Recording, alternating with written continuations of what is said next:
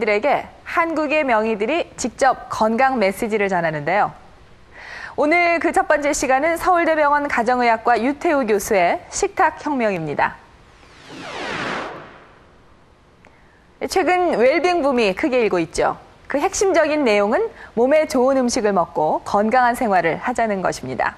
그러나 이 유태우 교수는 잘 먹고 잘 살자라는 말에 대해서 이견을 제시하고 있습니다. 대부분의 현대인들이 잦은 외식 때문에 이미 영양 과잉 상태라는 게 그 이유입니다. 이 사회생활을 하면서 외식을 피하기는 쉽지 않죠. 그렇다면 어떻게 해야 적정 칼로리를 섭취하고 건강을 유지할 수 있는 것일까요?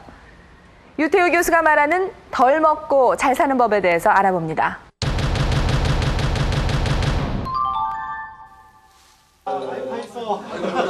한 기업체의 회식 자리. 업무 특성상 술이 빠지지 않은 회식을 일주일에 평균 2~3번씩 갖는다. 이날 직원들이 선택한 술안주는 고추장 삼겹살. 회식 때 저녁 식사로 즐겨 먹는 메뉴다. 입맛을 잡아끄는 고추장 삼겹살의 자극적인 맛 때문에 이준표 씨는 회식 때면 늘 과식한다. 한 번 먹게 되면 술하고 같이 먹기 때문에 한 2~3인분은 그냥 먹는 것 같아요.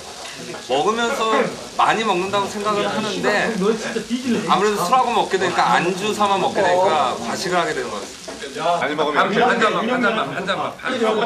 술자리가 길어질수록 술을 많이 마시게 되고 더불어 안주의 양도 늘어난다. 문제는 술뿐만 아니라 함께 먹는 고칼로리 안주다. 동료들에 비해 배가 많이 나온 이준표 씨. 입사 후 잦은 술자리는 뱃살을 찌우게 하는 주된 원인이다. 많이 나왔죠, 저야. 많이 나온 편입니다. 솔직히 지방 흡입술을 고려하고 있을 정도예요. 배가 진짜 배만 많이 나왔어요. 팔다리는 얇은데 이 배만 너무 많이 나왔어요. 후식으로 나온 칼국수까지 한 그릇 비운 이준표 씨가 먹은 칼로리는 모두 얼마나 될까? 1차 회식 자리에서 섭취한 양은 총 2,520칼로리. 2차 회식 섭취량은 1,470칼로리다. 회식에서 먹은 음식량만 하루 권장량 2,500칼로리를 초과했다. 그렇다면 그의 음식 섭취량은 몸에 어떤 영향을 가져올 수 있을까? 저게 보통이 아닙니다. 술 먹을 때 대충 먹는 사람 없습니다. 다 잘 먹죠. 그 잘 먹는다는 게 뭐냐면은 주로 다 기름기, 고칼로리 이렇게 되거든요. 한 번 회식했다. 그러면 조금 아까 보신 분도 한 4,000칼로리 되시는데 조금 더 오늘 한번 제대로 먹어볼까 혁대 풀고 먹으면은 거의 10,000칼로리가 되시는 분들이 있어요. 그러니까 아침, 점심 빼놓고도 무지하게 많이 먹는다는 거죠. 그래서 우리의 회식 문화가 지금 한국 사람들의 비만, 그 중에서도 우리가 이제 뱃살이라 그러죠. 뱃살은 한마디로 얘기하면 술살입니다. 우리의 회식 문화에서 같이 먹는 술, 그에 따른 고칼로리, 고지방식이 우리의 뱃살을 일으키는 주된 원인입니다. 음식이 몸속에 들어가면 위에서 소화된 후 일부는 저장되고 일부는 에너지로 발산된다. 하지만 술과 함께 음식을 먹게 되면 같은 양이라도 에너지로 쓰이는 정도가 달라진다. 술은 먼저 에너지로 소비되는 성질을 갖고 있어 함께 섭취한 음식은 고스란히 지방으로 체내에 저장돼 결국 비만을 부르는 원인이 된다.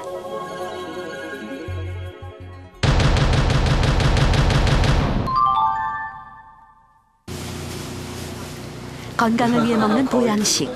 그러나 몸을 보호해주기 위해 먹는 음식이 거꾸로 뱃살의 원인이 될 수도 있다. 오늘 유태우 교수의 식사 메뉴는 대표적인 보양식인 삼계탕. 그러나 이런 음식을 먹을 때마다 유 교수는 반드시 지키는 식사 습관이 있다. 맛있다.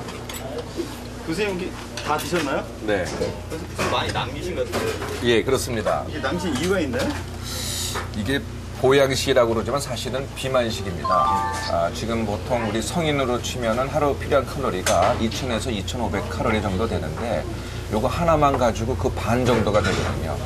그러니까 이걸 다 먹으면은 그러니까 세 끼로 나눠 먹어야 되는데 한 끼 가지고 거의 반 이상을 먹게 된다는 거죠. 그러니까 과거의 보양식이라고 하면은 우리가 그때는 영양 결핍이었기 때문에 이렇게 보양식을 먹어야 몸에 필요한 단백질, 그다음에 충분한 칼로리 섭취가 돼서 힘이 났지만은 요새 사람들은 이렇게 보양식을 먹으면 거의 뭐 뱃살로 간다고 봐도 과언이 아닙니다.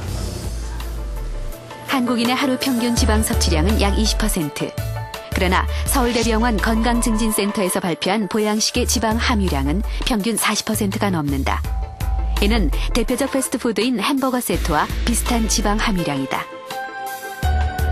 패스트푸드도 그렇지만 보양식에 있는 칼로리의 대부분이 사실은 그 지방에서거든요. 삼계탕, 제가 오늘 먹은 삼계탕 같으면은 거의 지방의 함량이 50%에 육박을 합니다. 그래도 맛있죠. 네, 그래서 먹지 말라는 게 아니라 중요한 거는 이제 양이거든요. 종류보다는.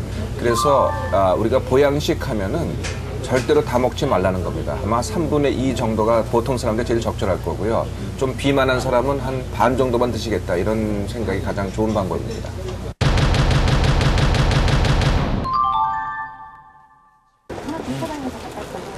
사회생활을 하면서 어쩔 수 없이 외식을 접하게 되는 직장인. 올해 직장생활 2년째 접어든 오세호 씨는 아침밥을 거르고 토스트 한 조각으로 식사를 대신한다. 보통 아침을 이렇게 드시나요? 네, 뭐 평소에는 안 먹을 때도 많은데 출출할 때 아침마다 가끔 이렇게 먹는 편입니다. 일반 직장인의 하루 외식 칼로리는 얼마나 될까? 오세호 씨의 하루를 따라가 보았다. 음식 섭취량과 함께 운동량을 체크하기 위해 만보계를 착용했다.